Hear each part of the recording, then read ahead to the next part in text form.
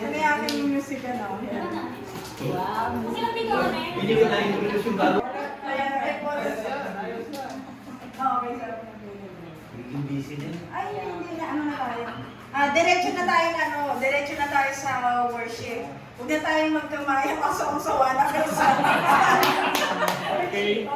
kasi sila nagsisimula na doon. So, dapat mag-start na rin tayo. Katulad ng sinabi ni Pastor RD, hindi hadlang ang bilang natin ngayon sa pagpupuri sa Panginoon. Kasi darating yung time na mag-isa ka na lang na magpupuri. Amen. At sana pag dumating yung time na yun, huwag ka pa rin tumigil sa pagpupuri. Amen. Praise Pagsamba sa God. Panginoon. Amen. Amen. So, i-ano natin ngayon to, isabor na magkakasama pa tayo hanggang ngayon na nagpupuri. Amen. Blessing to ng Lord. Amen. Kaya inanyayahan kayo na tumayo lahat. Halina at sama-sama magpuri tayo sa Panginoon ng may galak, may saya, may tuwa. Amen. Sige po, ipalakpak natin yung ating mga kamay habang nagpupuri sa Panginoon. Praise God.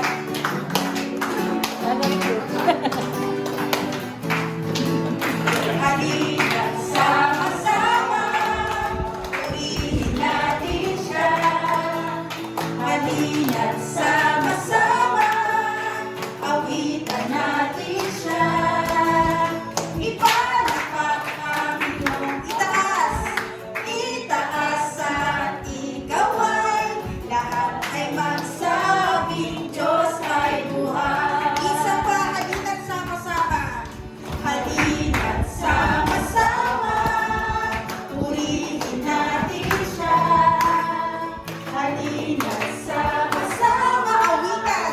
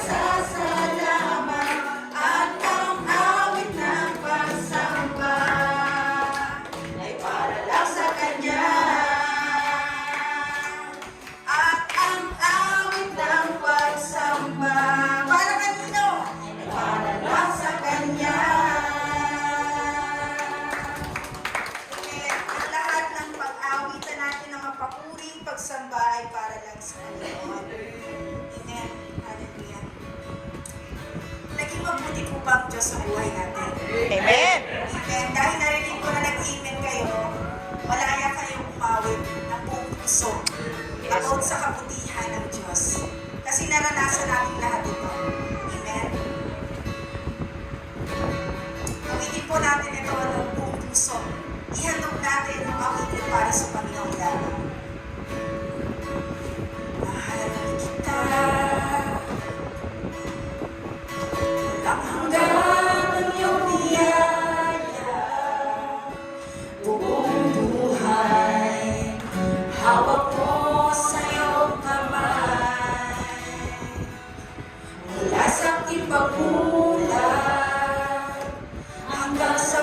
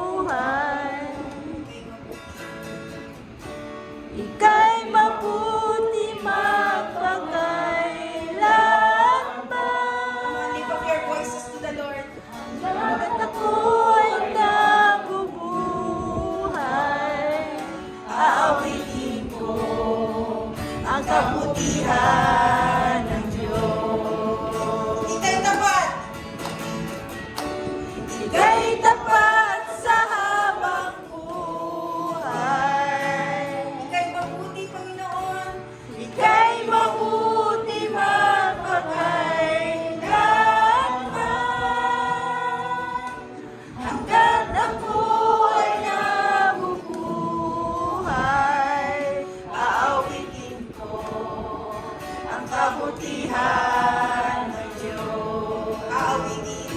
Aawitin ko ang kabutihan ng Diyos.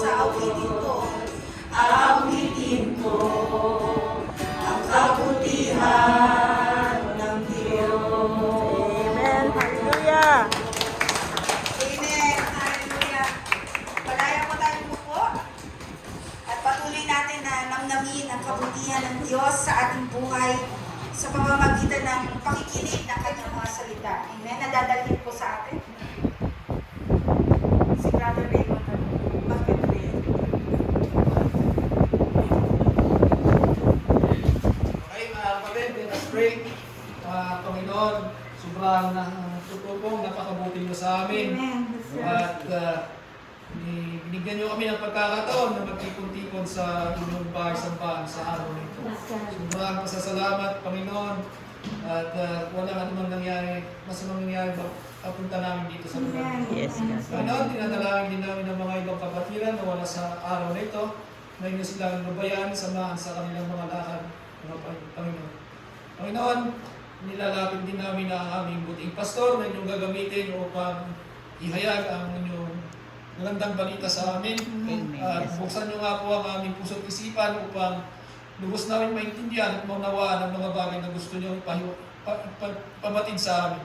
Panginoon, tayo lamang ang tinataas namin sa pagtitipon na ito. Nawa, Panginoon, may sa buhay namin kung ano man ang gusto nyo mangyari sa aming buhay, Panginoon. Panginoon, marami po kami mga gustong nais sa buhay at kayo ang nakakalam kung ano mga nararapat na sa amin. Amen. Ngunit Panginoon, maraming salamat sa araw na ito, sa pagkakataon nito, na at ito po ang aming dinadalain sa ngalan ni Jesus, na inyong anak at aming Panginoon. Amen. Amen. Amen. Maraming salamat po, Bro Raymond. So, are we ready to hear the word of God this morning? Amen. Let me say, Hua! So, our beloved pastor is at the back. It's gonna be our secret. Do you want to be here? No, just kidding. Thank you, Samunim Kate and Sanim Amos for preparing the place for us. And I have some few announcements before we proceed sa ating mensahe. After nating mag-lunch mamaya, ay aakyat po tayo sa main hall at tulong-tulong daw po tayo. Ibabalik natin yung mga chairs kasi minove po nila para gamitin ng mga kabataan. So yung mga men, if the ladies wants to help, okay lang, pero medyo magbigat yun kasi mahaba. So yung tayo na lang po mga lalaki. And before I proceed to our sermon for today, gusto ko lang muna kayong tanungin, what was our topic last week? Armor? Belt. Belt. The belt of truth. So I have 3 points last week. Nagbigay nga kayo kahit isa. What? Truth? Anyone? Truth hurts, but it helps. Yung isa, truth is absolute. And this afternoon, or this morning, ang pag-uusapan naman natin ngayon is yung second part nung baluti ng Panginoon. So malinaw na sa atin yan, ha? We need the armor of God to stand firm. And ngayon, isa-isahin ulit natin yung ang kanyang mga gamit. So, if last week we talk about the belt of truth, and naging malinaw sa atin yun, this time, we're going to talk about another part of the armor, which is the breastplate. Pero, I just like to remind everyone, di ba? The belt of truth is used to show ano yung absolute truth sa ating buhay. And ito rin yung nagiging sukatan ng ating pananampalataya. And I also describe sino ang ating sukatan ng ating pananampalataya. Panginoon. Okay, so thank you so much, Brother Edson. So kung paano namuhay ang Panginoong Jesus, yun din yung dapat nating tularan. Yung kung ano yung ginagawa niya, ganoon din yung gagawin natin sa ating buhay. Yun ang ating pamantayan. Amen po ba? Amen. So clear na po sa atin yun. But this time, we're going to talk about the breastplate. And during those times, the Romans, ang pinakamalaki o pinakamabigat na part ng armor nila is yung breastplate. Why? Kasi ito yung buong tumatakip sa kanilang dibdib. And we all know, ano ba yung laman ng ang pinoprotektahan ng breastplate? There are the lungs, liver, The heart. stomach, heart. heart. And mga kapatid, makikita natin dito na as Christians, why do we need to wear the breastplate of God? Because the enemy, yung kaaway, umaatake yan, hindi lang sa harap, pwedeng sa likod, sa tagiliran, sa literal na labanan. So there are times na hindi natin na-expect na pagsubok na pala, temptation na pala, unaware tayo. Why? Kasi hindi naman laging pinapakita na yung magagandang bagay o yung mga minsan ninanais natin personal ay maganda o makakabuti sa ating buhay. Kaya nga sabi, minsan sa gilid, sa likod dumaatake, we're unaware. Pero right now, pag-usapan natin, ano ba yung breastplate na sinasabi dito? It is, Brother, can I have the...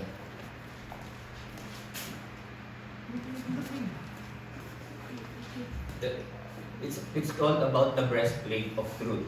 So last week we talked about the breastplate of righteousness. So last week we talked about the the belt of truth. So ngayon, let's continue on the same verse in Ephesians 6:14. It says there that with the breastplate of righteousness in embrace. So after we wear the belt, we're going to wear the breastplate. And sabi nga ni Brother Edison kanina, ano ba yung protectan? Primary na heart. Why? Kasi in our heart, doon nagsisimula ang lahat. In our heart, there flows everything. And ano nga sabi ng Biblia po dyan? Above all else, guard your heart, for everything you do flows from it. So guard your heart. Bilang tao muna, mag-usap tayo, bilang tao. Kapag may sakit tayo sa puso, apektado ang buong katawan. Pag tumigil ang pagtibok ng puso, apektado ang ibang body parts. Bata. So ganun din po mga kapatid, bilang mga Kristiyano, if we don't guard our heart, apektado ang buong ating buhay pananampalataya. Kaya nga, napakahalaga sa atin that on our spiritual battle, we should be wearing a breastplate. And ano po yun? It is the breastplate of righteousness. Sa totoo lang mga kapatid, marami sa atin siguro naririnig na yung salitang righteousness. Maraming Kristiyano sinasabi yan. Pero, ano nga ba talaga yung ibig sabihin ng righteousness? Minsan kasi, pag sinabi kang righteous, uy, feeling banal. Uy, tingin mo, mas mabuti ka na sa amin, ha? Or, perfect na yung tingin mo sa sarili mo. Pero hindi yun ang ibig sabihin ng Biblia, mga kapatid. In the Bible, righteousness, it means na ito yung isang bagay na napakahalaga. Ito yung isang bagay na dapat nating hangarin. Dahil, ayon kay Apostle Paul, ito yung magproprotekta sa ating buhay laban sa mga atake ng kaaway. And what is the meaning of hindi ko na-prepare yung PowerPoint. So what is the meaning of righteousness? Anyone can give me an idea? Ano ibig sabihin? Right med ba? Kasi may mga edad na tayo. No? Right med gamot? Hindi. Right living. O pamumuhay ng tama bilang mga Kristiyano. So ibig sabihin, righteousness, mamuhay ng tama. Gagawin ko kung ano yung matuwid. Gagawin ko kung ano yung Tama. makatuwiran. Yung Makatama. matuwid. Iba yung makatwiran. Yung makatwiran yung ano yun eh. Yung may pinapaliwanagan, may lagi may rebat pa. Di ba yun? May dalawang meaning na. So, meaning makatuwiran, namumuhay ng tama. So, kahit walang nakikita, mas pipiliin nating mamuhay. Mas pipiliin nating sundin kung ano yung sinasabi ng salita ng Diyos. And yun po yung ibig sabihin ng righteousness. Isa pang kahulugan ng righteousness is meeting the standard. Pag-abot ng tamang pamantayan. And napag-usapan natin yan last week. Sino ang ating pamantayan ulit, mga kapatid? Jesus Christ. So, sino ang ating standard? Jesus Christ. Okay, so righteousness, ang ibig sabihin niyan ay mamuhay tulad ng ating Panginoong Yesus. At kung ako, tatanungin niyo mga kapatid, kahit si Pastor Amos, kahit yung mga bishops ng ibang simbahan, I believe if nauunawaan nila yung salitang ito, sila mismo sasabihin nila, hindi pa rin nila naaabot o hindi pa rin nila nararating yung mamuhay ng matuwid na katulad ng Panginoon. Kasi lahat tayo sinisikap pa lang natin sa biyaya ng Panginoon. And ganito mga kapatid, I'd like to give an illustration. So halimbawa, summer ngayon. Akala ko nagre-raise ng hand si Ate Lani, nag-picture pala. So halimbawa, summer ngayon, di ba, nabili tayo ng prutas, mga in-season. For example na lang, saging. So may saging tayo. Pag hindi mo kinain agad yan, habang tumatagal, napapansin nyo, may mga insektong maliliit, di ba? Sa loob ng bahay natin. So anong gagawin natin? Advance na ngayon. Bibili lang tayo nung sinasaksak yung color blue, yung may ilaw, yung may pandik, yung sticky siya. Kasi ang goal natin, matanggal yung mga insekto na nasa loob ng bahay dahil dun sa saging. So, iiwan natin yon. Pero kinabukasan, pagbalik natin, makikita natin ay puno na. Yes, thank you. Puno na yung binili nating panghuli ng insekto. Pero, pag tingin ulit natin sa kusina, may insekto pa rin. Alam niyo po ba kung bakit, mga kapatid? Dahil sa saging. Yes, tama po. Dahil sa saging. Why? Yung bulok na saging, nasa loob pa rin ng bahay. And ganun din pa tayo, mga kapatid, sa ating pananampalataya. Sinisikap natin maging matuwid, sinisikap natin mamuhay ng tama. Pero bakit parang bumabalik pa rin tayo sa dati? Kasi nandun pa rin yung kabulukan, andun pa rin yung kasalanan sa ating puso. Yung parang bulok na saging na nasa loob ng bahay, ganun din tayo, mga kapatid. Nandun pa rin yung ating kakulangan sa harapan ng Diyos. Naunawaan niyo po. Amen. Kaya hindi na maubos. Amen po ba? Amen. And let's be honest, ako po mismo, tataas po ako kamay. Marami pa rin po akong insekto sa puso ko. Kasi pero sa salamat sa Panginoon, araw-araw, binabago niya ako, binabago niya tayo. Amen po ba? So, yung iba siguro hindi makarelate kasi ang prutas sa bahay nila ay cherry. Ang prutas sa bahay nila ay strawberry. Kaya hindi nakarelate. Nag-example ako ng saging eh. Kasi tinitingnan ko yung reaction eh. Parang hindi nila alam eh. Hindi nila alam kung ano yung saging eh.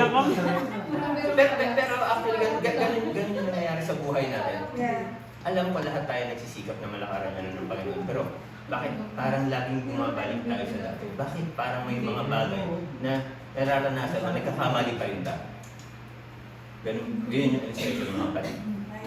And they have three, for the sake of time, I'll be using less PPT para I'll just give some brief explanation. Ang first point po natin ngayong araw na ito is, okay ba, basahin po pala natin yan. Yung Proverbs 13:6, everyone read please. Righteousness guards the person of integrity, but wickedness overthrows the sinner. Okay. Righteousness guards the person of integrity. Sabi ko nga po, when we say the word integrity, ito yung mga ginagawa natin, iniisip natin, sinasabi natin, pag wala nang nakakakita. Pero tandaan natin, mga kapatid, hindi man tayo nakita ng kapwa natin, merong nakakakita sa atin. Amen. Sino po? Ang Panginoon. Jesus Christ, tama, pero meron pa. Even ang kaaway. Yes. Nakikita niya ang ginagawa natin. Yes. And for my first point, ito po ang gusto ko ipakita sa inyo. Righteousness can be fake. Kaya natin pekein yan. So marami sa atin, tao magaling dito eh. Yung kanta, oh yes. The great. So marami sa atin nag-pretend. Even sa produkto, marami rin fake. Pero kapag hindi ka aware, minsan, nabibili mo yung fake na produkto. Pag di ka aware, minsan, Nabudol ka. nabubudol ka. Tama po. So, ganun yung nangyayari. Marahil, mga kapatid, malilin lang natin ang bawat isa sa loob ng bahay, sambahan. Malilin lang natin. Pero hindi natin malilin lang ang Panginoon. At ang isa pa, ang kaaway. Kitang-kita niya. Oy, best actor. O, yung katabi mo, best supporting actor. Di ba? So, ganun yung nangyayari, mga kapatid. Kasi kung gusto natin maunawaan yung righteousness, ano yung kailangan nating aminin sa buhay natin, sa sarili natin upang maunawaan ito, mga kapatid. Maraming bagay. So parang ganito pa yung isang example. Sa bahay natin, ugali natin itong mga Pilipino. Pag may bisita, mag-general cleaning tayo. Yes. Sala, kusina, lahat ng nasa first floor. Pero, yung second floor, master's bedroom, room ng mga bata, magulo. So, ganun yung sinasabi ko. Sometimes, we fake righteousness, mga kapatid. Yung, alam natin may makakakita, may darating ng bisita. Uy, linisin ko yung sala para kasabi ng bisita. Uy, ang ganda-ganda naman ng bahay nyo. Simpleng bagay. Maliit na bagay, lagi kong malinis ang bahay. Pero pag akyat, magulo. And ganun yung buhay natin mga Kristiyano, mga kapatid. Every one of us, even I, tumatayo. There are times na I feel or nakaka-encounter ako na or nagkakaroon ako ng realization. Bakit ako Kristiyano na ako, pero bakit parang minsan yung kilos ko, iba pag nasa simbahan. Yung kilos ko, iba pag ang kaharap ko, sina brother and sister, iba kapag yung katrabaho ko, hindi ko kasama sa church. Iba kapag yung asawa ko. Iba kapag yung mga kaibigan ko na hindi Kristiyano. So, mga kapatid, mapapansin natin, di ba? Ganun din eh. Parang ang linis ng dining area. Parang pag Sunday, ang tahimik nyo. Pag Sunday, parang nakikinig talaga ko. Hindi. Pero pagdating ng pag sa ibang araw, nalilimutan na natin yung sermon eh. Kaya kung napapansin nyo, every week tinatanong ko na kayo kasi tinitingnan ko kung nakinig talaga kayo nung lumipas na linggo. Diba? Pero thank God, naalala nyo po. So ganun yung mga kapatid eh. So ganun tayo mga Kristiyano, mukhang maayos, mukha tayong banal, mukha tayong mabait kapag Sunday. Pero hindi ganun yung Diyos mga kapatid eh. Hindi lang siya tumitingin sa ground floor. Hindi lang siya tumitingin sa sala. Hindi lang siya tumitingin sa kusina. Pati yung second floor ng buhay natin tinitingnan ng Diyos. Yung mga na itatago natin sa harapan ng tao. Kita ng Diyos yun. Yung mga cabinet. Yes. Nangyayari po yan. So tinitingnan niya yung buong buhay. Tinitingnan niya yung buong bahay based on my illustration. At tinitingnan niya yung buong buhay natin. So mga kapatid, hindi tayo niligtas ng Panginoon para magmukha lang Kristiyano. Niligtas tayo ng Panginoon upang maging Kristiyano. And magkaiba po yun. Hindi tayo tumawag para umarte. Yung iba sa atin artista, pero hindi po tayo tinawag para umarte mga kapatid. Hindi po tayo niligtas ng Panginoon para umarteng banal. Hindi tayo lumigtas ng Panginoon para, kunyari, nagbabasa tayo, kunyari, nanalangin tayo sa harapan ng maas. Niligtas tayo ng Panginoon upang tunay na mamuhay ayon sa kanyang panawagan. Ayon sa kanyang disenyo, paano ba mamuhay ang isang Kristiyano. And lahat tayo mga kapatid, may problema, may struggles. Sabi nga sa Romans 3:10, there is no one righteous, not even one. So meaning, we all fall short sa Panginoon. Walang matuwid. Wala kahit isa. Lahat tayo may tinatagong laban. Lahat tayo may kahinaan. Lahat tayo may kailangang isuko sa Panginoon. And kayo nakakaalam yan. Sabi ko nga kanina, yung bahay ko sa amin lang yung iba na Cherry. Iba-iba kasi ang kailangan natin isuko sa Panginoon mga kapatid. And mga kapatid, let's always remember, dumating ang ating Panginoong Jesus hindi lang upang gawin tayong mukhang mabuti. Hindi po. Hindi po siya namatay upang gawing medyo mabuti yung masasamang tao o yung masasama nating pag-uugali. Hindi siya dumating para gawing improved version. Dumating siya upang buhayin ang ating spiritual na patay. Amen. And Jesus didn't come here to help us manage our sin. Hindi siya dumating dito upang tulungan lang tayong i-arrange, i-organize yung mga pagkakasala natin. Marami sa atin ganito eh, hindi natin inaalis yung kasalanan, pero inililipat lang natin ng lugar. Parang yung sa example sa bahay. Pag may maglilinis sa sobrang anong lalagay? Sabi na asawa, sa loob ng cabinet. So hindi ko alam ba't na example eh. Nagtataka nga ako ba't example ni Mrs. ko. Hindi na. Pero let's be honest, even ako pag yung naglilinis tayo ng bahay, may bisita, may dadalaw, kasi lagay lang sa cabinet, yun yung pinakatago eh. Pero hindi ganun mga kapatid. Hindi natin kailangan ilipat ang lugar ng kasalanan. At least, ang kailangan natin gawin ay umiwas at alisin ito sa ating buhay. At yun yung dahilan bakit dumating ang ating Panginoong Jesus. Jesus came to give us victory over sin. Hindi lang tayo para pagmukhaing prayerful paglinggo, hindi lang tayo para pagmukhaing mabait paglinggo, hindi lang tayo pagtawaging brother at sister paglinggo. Pumunta siya dito upang baguhin tayo, iligtas tayo. And paano naman namin i-apply ang righteousness sa aming buhay? Sabi po dito, point number 2, righteousness is first Embrace. not earn. So marami po, alam po yan. Pero in this explanation, medyo konting theological po yung gagawin nating approach mga kapatid. But I'll explain it in the simplest term.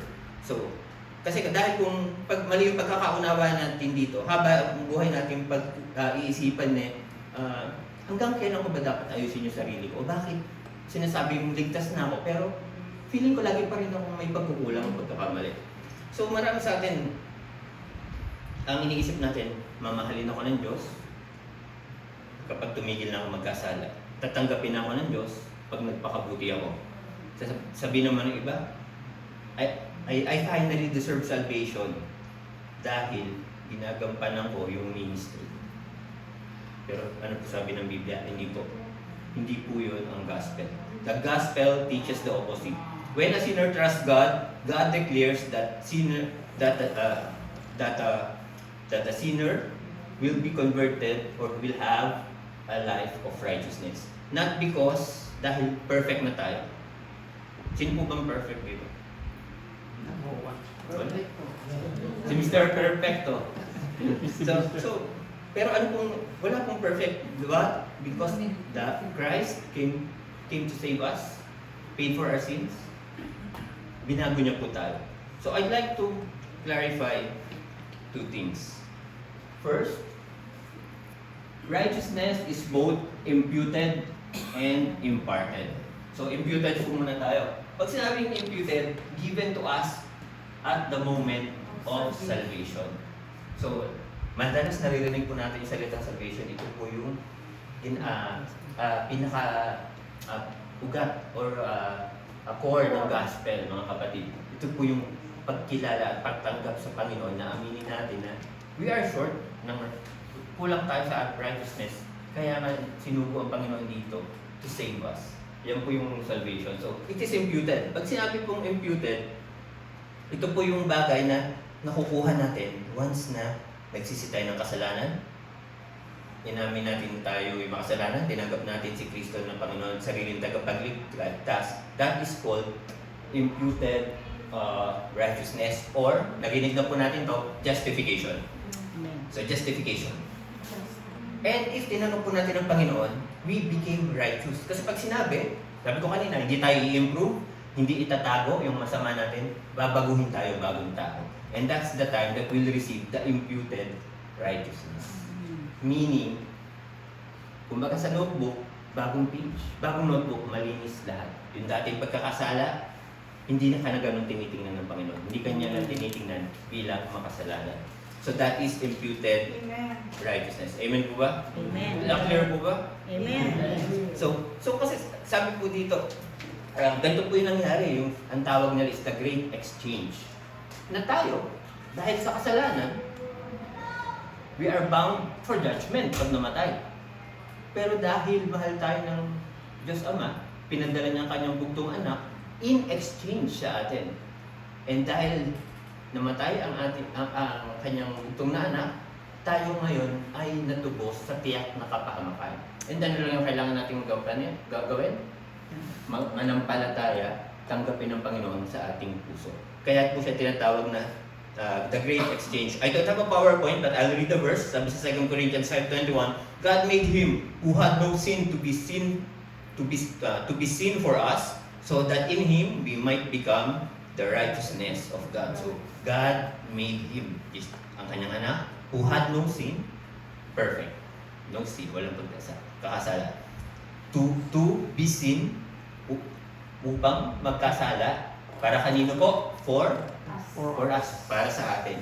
So that in Him, Jesus Christ, we might become righteousness of God. So meaning, dahil tinanggap natin ng Panginoon, we are considered righteous na sa mata ng Panginoon. And that is called justification. Jesus took what belonged to us. Yung guilt, yung punishment, yung condemnation. In exchange, ano binigay niya? Righteousness, acceptance, tanggap na, we are considered anak na ng Panginoon. And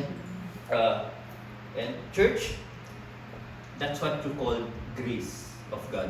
And laki natin narinig yan, salvation, grace. And dyan yung nais ng Panginoon sa ating buhay. We did not earn it, Yes. We did not earn it. Sabi nung kanina, it is not it is embraced, not earned. We did not earn it. We didn't deserve it, but we simply received it by faith.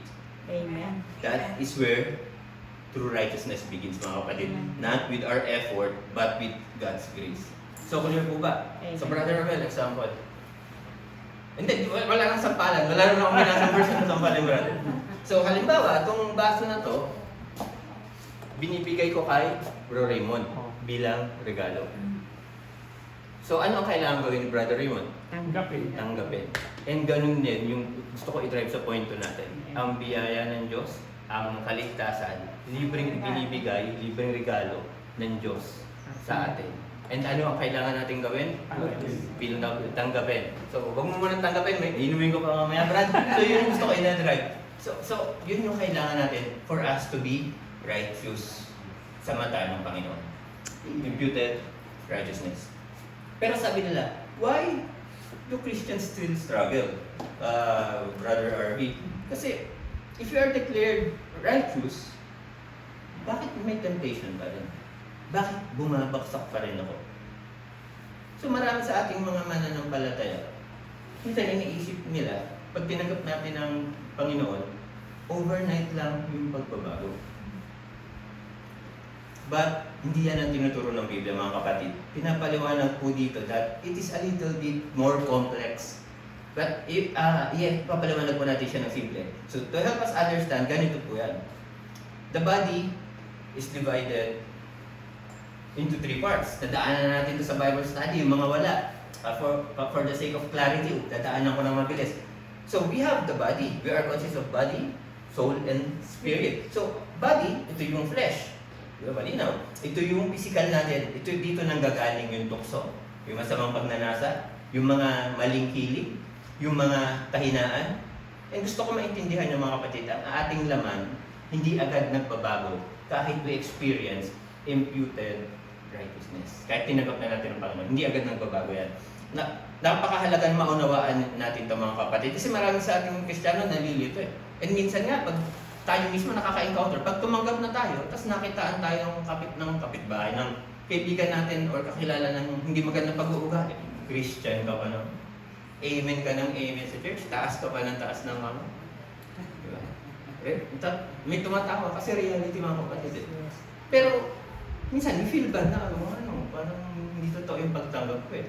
Pero no, mga kapatid, kasi dililinaw dito, yung katawan natin, hindi agad yan nakaka-adjust. Parang sa company, pag nagtrabaho ka, pagdating mo ba agad, adjusted na? Di ba hindi, ang sakit muna? Habang nasasanay ka, mas sumasakit yung katawan mo. So, ganun din tayo, mga kapatid. Hindi agad nasasanay yung katawan natin. And sabi nila, Pastor, bakit ganun? Lagi pa rin ako nakakaramdam ng tukso. Lagi pa rin akong naiinis. Lagi pa rin akong nagdadaldal. Lagi pa rin ako nag-iisip ng negatibo. So, ba't ganun? Parang mali pa rin. Ang sasagot ko lang, dahil buhay pa tayo, mga kapatid, nasa lupa pa tayo. Ayaw nyo na magkamali? Ayaw. Ayaw nyo na? Ayaw. Kasi kung nagkakamali tayo, kahit buhay pa tayo, sino ayaw na magkamali? Ayaw magkamali. So dahil buhay pa tayo, so habang nabubuhay tayo sa mundo, mga kapatid, patuloy tayong makikipaglaban sa laman natin, inner body. Hindi mawawala yung laban ito hanggat hindi tayo tumatanggap ng bagong katawan sa langit. Amen. So hindi ako magtatagal dito. Yung sinasabi kong bagong katawan sa langit, for clarity ng mensahe, it's called glorification. Yun yung time na babalik yung Panginoon, kukunin niya yung mga anak niya na nanampalataya at naniwala sa Kanya. Pagbalik natin, glorify. Hindi na tayo natutukso physically, yung imperfections, yung kahinaan, wala na. Kung nabawasan yung buhok, kumpleto na. Kung putol ang paa, kumpleto na. So ganun yung glorification. So dinaanan ko lang, I'll make a different sermon about yan para maunawaan natin. Yun yung glorification na sinasabi dito. So hindi mawawala agad, mga kapatid. So pag dumating na yung araw ng glorification, wala nang tukso, wala nang kasalanan, wala nang maling pagnanasa. Pero, mga kapatid, habang nandito tayo sa lupa, patuloy nating mararanasan yung labanan na yun. Kaya nga armor of God yung pinag-uusapan eh. May labanan tayo. So, normal yan, mga kapatid. Kaya sinabi ng Biblia, araw-araw kailangan nating ipako sa krus ang ating laman. Kailangan mo na example, Brother Romel. No. So, araw-araw natin tinatanggihan yung pagnanasa, pinaglalabanan natin. Hindi ko sinasabing mga pa-perfect na hindi na magagawa. Pero, kung totoong na-experience mo yung imputed righteousness, ando na yung paglalaban. Yes. Musala mo. So, pangalawa, soul. So soul, ito yung isip, damdamin at kalooban. So, ito ang tinutukoy po nito is yung what do you call this? Sorry. Ito po yung tungkol sa isip, damdamin at kalooban. So, ang i-discuss ko po ito ng mas malawak when we talk about yung next part ng ating armor, which is the helmet of salvation. Pero ito po yung pangalawa. Ito po yung ating soul or kaluluwa. So, sa halip na, so mga kapatid, hindi sinasabi ng Biblia na ang isip natin ay kailangan ding ipako sa krusan. Yung body, yung flesh, yung pagdanasa na naman. Sa halip, kailangan natin itong baguhin. Kasi ano po bang sabi sa Romans 12? Let me just read it. Ano sabi? Romans 12:2. Anyone? Renew your mind. Okay, so babasa. Thank you. Ate Lani, babasahin ko po ng buo. Be transformed by the renewing of your mind. Magbago kayo sa pamamagitan ng pagbabago ng inyong pag-iisip. Bakit po? Dahil kung ano ang laman ng isip natin, iyon din yung magiging direksyon ng buhay mo. Tama po naman. Kasi maraming Kristiyano gustong kontrolin ang kanilang laman. Pero hindi nila binabago ang kanilang pag-iisip. Ano ibig sabihin? Maraming Kristiyano gustong magbago. Gustong gawin yung tama. Outward. Pero hindi nila binabago yung kanilang mindset. Mindset ba? Yung kanilang mindset. So, ibig sabihin, hindi uubra kung yung isip, yung kilos mo, gusto mong itama, pero hindi naman tama yung pag-iisip mo. Kailangan tama yung pagkakasunod. Isip muna, bago susunod yung katawan. Kasi sino ba dito yung kumikilos muna bago mag-isip?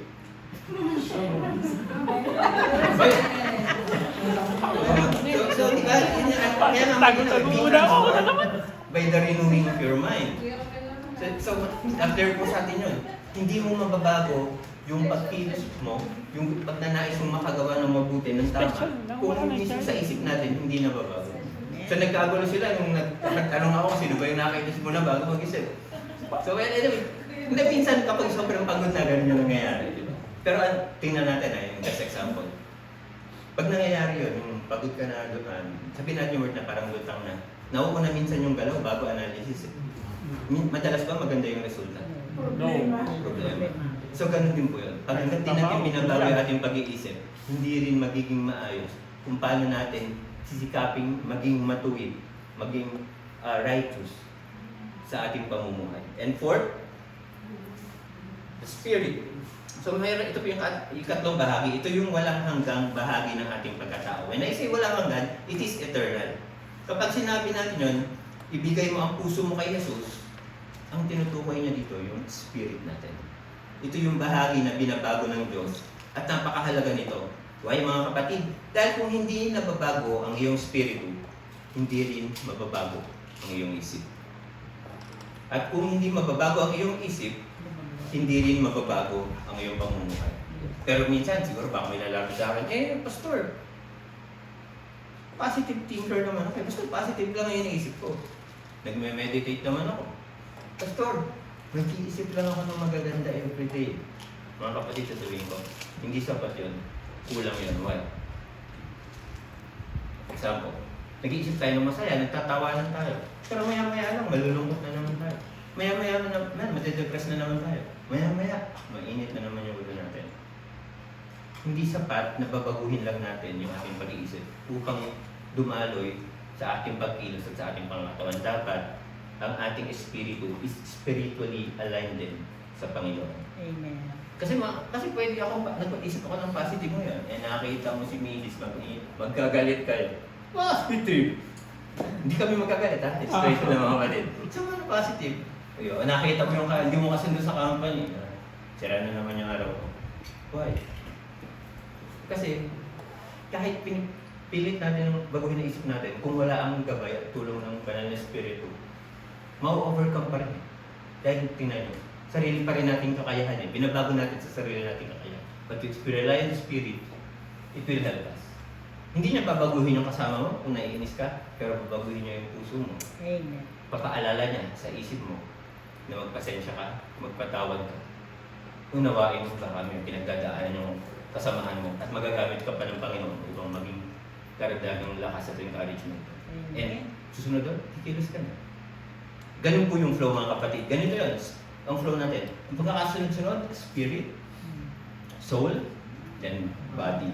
So binabago ng Diyos ang ating espiritu. Dahil pagkatapos nun, unti-unti niyang babaguhin ang isip. And pag nabago na yung isip, saka unti-unting mababago yung ating pamumuhay.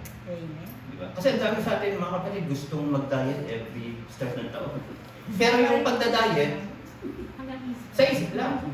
Pag nakakita na ng pagkain, hindi na mapigilan yung katawan. Why? Hindi na transform yung isip na kailangan nila mag-diet. Diba? And kapag isip lang din, mahina isip mo, hindi ka determinado sa puso mo, hindi mo magagawa yung pagpapapaya. Laging Lunes diet. Pero pag ibang araw, hindi na. Diba? So ganun yun, parang ganun yun. Mga kapatid, mabilis lang po tayo. Papunta na po ako sa third point.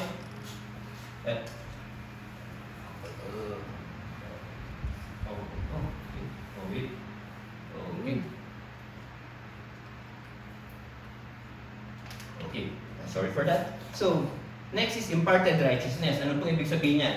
It is developed in us as we grow in Christ. So, ito po yung maganda. Ito po yung righteousness that we work out every day. Sabi ko kanina, imputed, nakuha natin yung pagiging righteous nung tinanggap natin ng Panginoon. Sa mata ng Panginoon, tayo matuwid na. Pero, meron pa rin tayong responsibilidad. It is called imparted righteousness. Ito yung gagawin natin everyday. Pagsisikapan natin to. Dahil tayo ligtas na, pagsisikapan natin mabago. Like na illustration ko. Nabago na yung puso, unti-unti, babaguhin ang isip. And eventually, magbabago yung ating pagkilos, pananalita. So mga kapatid, hindi nagtatapos sa imputed righteousness yung ginagawa natin. So, we need to have or experience imparted righteousness every day. And ano po ito? Ito yung pagiging matuwid sa unti-unting ginagawa ng Diyos sa ating buhay pagkatapos ng ating kaligtasan. Hindi ito minsanan lang. Ito ay araw-araw. Araw-araw tayong hinuhubog, araw-araw tayong binabago, at araw-araw tayong ginagawang higit na katulad ni Kristo. Sanctification. Yes. Thank you, Atlani. Yes. And yung sasabihin ko, next is that's called sanctification. Nabanggit ko na to, pero yun po, yun. Yeah. Imputed righteousness, justification. Imparted righteousness, sanctification.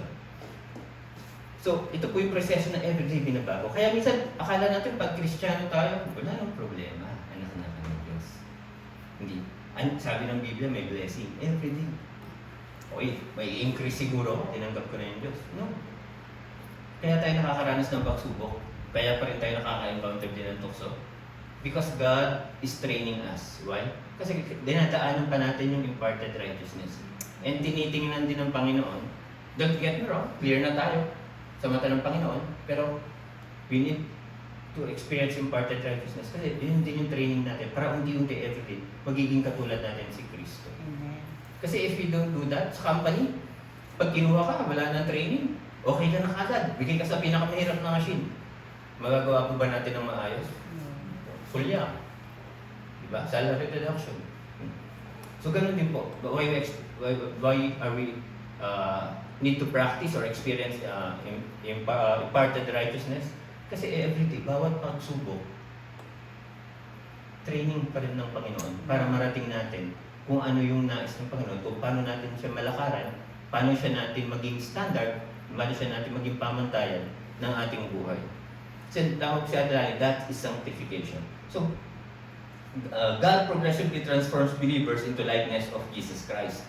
So, meaning, progressive, continual, lifelong. Again, hanggat nabubuhay tayo. We're gonna experience it. Makaka-experience tayo ng pagbaksak, pero after ng pagbaksak, nakabangon tayo. Huwag na natin dabaan ulit yung pinabaksakan dahil natuto na tayo. Isang step yun towards or fulfilling kung ano yung disenyo ng Diyos sa buhay na ito. Parang halimbawa, nag-adapt tayo ng bata.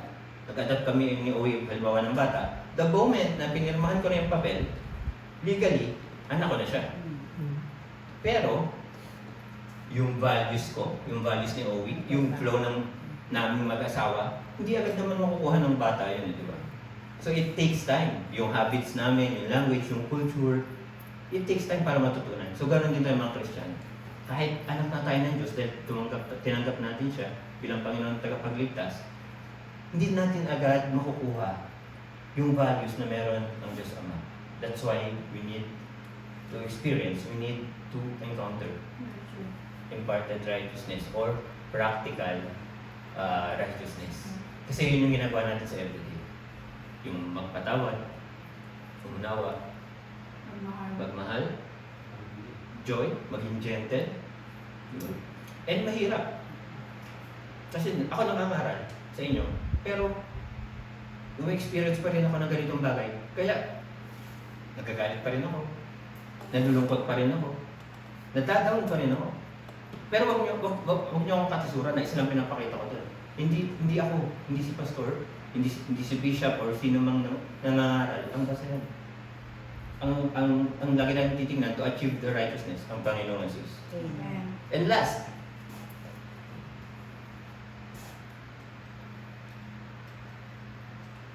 righteousness transforms us from the inside out. So mga kapatid, napanood niyo po yung movie, Inside Out. Matatanda na tayo, bata yung pictures eh. Yung mga personality nasa loob. So yun yung mga kapatid. Yung mga personality nasa loob, yun yung lumalabas sa katawan ng tao kung paano niya hinahandle yung mga sitwasyon, di ba? Bro, sino nga yung mga characters? Dahiya, nanonood ng pambatang movie si kapatid natin. But yung anger, greed, hatred, inside out. So kung ano yung nasa loob natin mga kapatid, yun yung lalabas. Yun yung pupunta sa isip, yun yung lalabas. If we don't seek or we don't pursue righteousness, yun ang lalabas sa atin. Hatred, anger, greed, negativity. Transformers, napanood nyo? Yun, di ba? Anong tawag mo sa pangalan? Megatron. Pag Kristiyano ka, negative ka, Negatron ang tawag sa'yo. Pag you're trying to seek righteousness, pinisipilit mo lang ang Panginoon na Diyos, kung mayroong Optimus Prime ka naman. Meaning, maganda yung gusto mong mangyari. So, sino yung Negatron dito? Wala. Si Ate Lani nakataas kamay kanina pa nag-video kasi. So wala po. So, yun. And ang pinapakita ko po doon, there are two different results mga kapatid.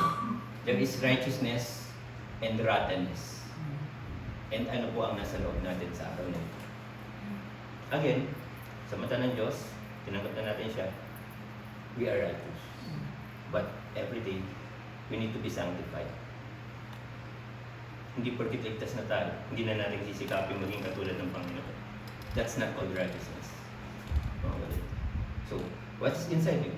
Righteousness or rottenness? Isipin niyo mga kapatid. Parang gusto sumagot ng Brother Roman. So, righteousness. Anong ina-attract nito? Ang ina-attract ng righteousness mga kapatid, attributes of God. Kung ano ang karakter ng Panginoon. Rottenness, kabaligtaran, yes. It attracts flies. It attracts cockroaches. Di ba yung mga bulok ng pagkain? Anong meron? Daga, ipis, langaw. Ganun din tayo mga kapatid ko, ang nasa loob natin. Instead of pursuing righteousness, kontento na tayo na niligtas lang tayo ng Panginoon, pero we don't seek to be sanctified. Rottenness pa rin yung nasa loob kasi hindi tayo nababago. Gusto niyo bang may ipis, may daga, may langaw ang puso niyo? Well, may nag-aaway na po ata.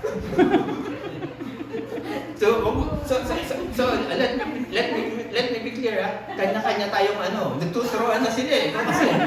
So, kanya-kanya po tayo nandiling sa Panginoon. And lagi natin tatandaan mga kapatid, the same Jesus who saves us also sustains us. Kung niligtas tayo ng Diyos, we are already righteous sa kanyang mata dahil alas niya na tayo. Siya rin yung magsusustain. In what? Paano tayo magiging katulad niya? How are we going to sanctify? How are we going to be sanctified every day? And malinaw po sa atin kasi minsan ito yung maraming nagtatanong, lalo yung mga bagong nabahagian ng salita o mga bagong tanggap sa Diyos. Hindi siguro ako ligtas kasi nagkamali ako. Hindi ako ligtas siguro kasi nandito pa rin ako. No, mga kapatid. Meron pa tayong next step na gagawin. Meron pa tayong training period, which is sanctification. Yes. But, ayoko maging dahilan naman, or maging excuse natin, na sinasanctify pa ako kaya masungit ako. Sinasanctify pa ako kaya padamot ako. No, mga kapatid. Dapat, araw-araw, may progress. Amen. Okay lang na 0.1% ng progress, at least every day. Kaysa totally, wala. Mahirap ba maging Kristiyano? Hindi, mga kapatid. Nagiging mahirap lang if we're disobedient, if we don't trust God, and we don't surrender our lives to Him. Amen po ba? Amen. Masaya maging Kristiyano. Amen. At yun napansin ko eh. Nung everyday yung lagi si Brother Will, consistent nagsisimba, gumagawa ko habang tumatagal. Ganun naman po yan ng Diyos eh. Sabi ko, sanctification, maging mabait tayo mga kapatid. Pwede nga. What I mean is, gumagawa ko, nakikita mo kasi andun yung peace, andun yung Yes. joy, Amen. na part ng sanctification. Pleasing personality. Pogi. Pogi. Presence of God inside. Yes. Pala yun. Huwag nang So, child. as I close mga kapatid, before tayo magkasiyahan at mag-fellowship, as I close, tandaan po natin, the same Jesus who saves us also sustains us. Huwag natin kakalimutan yan. As we move closer sa disenyo ng Panginoon sa ating buhay. And as I end, you already talked about 3 things sa ating series. We stand firm by wearing the Word of God. By wearing the armor of God. We talk about the belt of truth. We talk about today the breastplate of righteousness. Amen. And lagi natin tandaan yan, bawat baluti na pinapag-aralan natin. Pag natapos natin to, mas magiging aware na tayo, mas magiging malinaw na sa atin, ano ba yung dapat nating gawin? Ano ba yung dapat natin ipamuhay bilang Christian? Amen.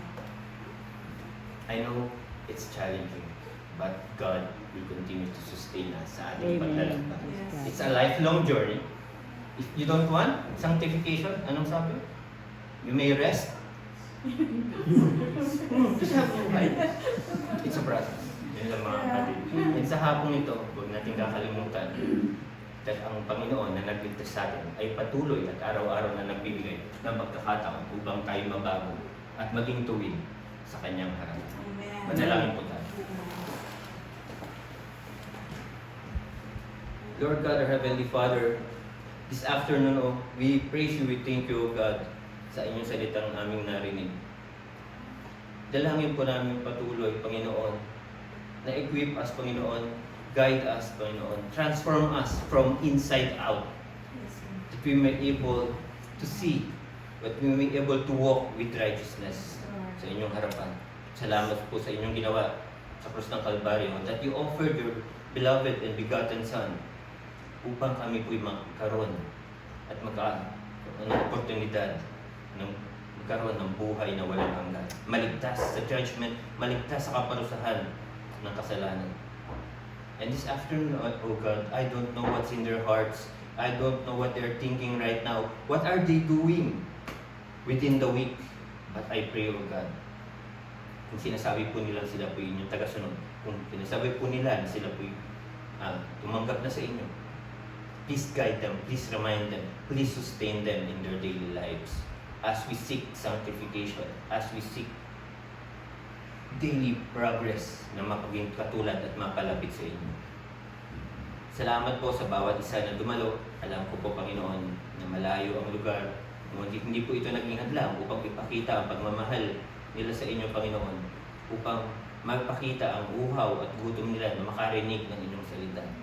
And upang maipakita ang pagmamahal sa bawat isang kapatiran, upang maipakita ang pagsuporta sa bawat isang kapatiran na nandito sa foreign land na dumadanas ng iba't ibang pagsubok on a daily basis.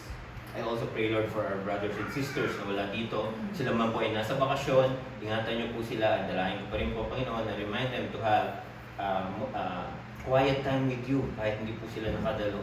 But I'm praying that next week ay makakasama na po namin silang muli upang maging lubos at puno po ang aming kasiyahan dahil nagkasama-sama po kami na isang buong pamilya in and Out Ministry. Thank you for the music team, thank you for the drivers, oh God, at salamat din po, Panginoon, sa Pulyang Church for being our partner sa gawain ng Panginoon. Ito po yung nadalangin sa pangalan ng Jesus. Amen. Palakpakan po natin ang Panginoon.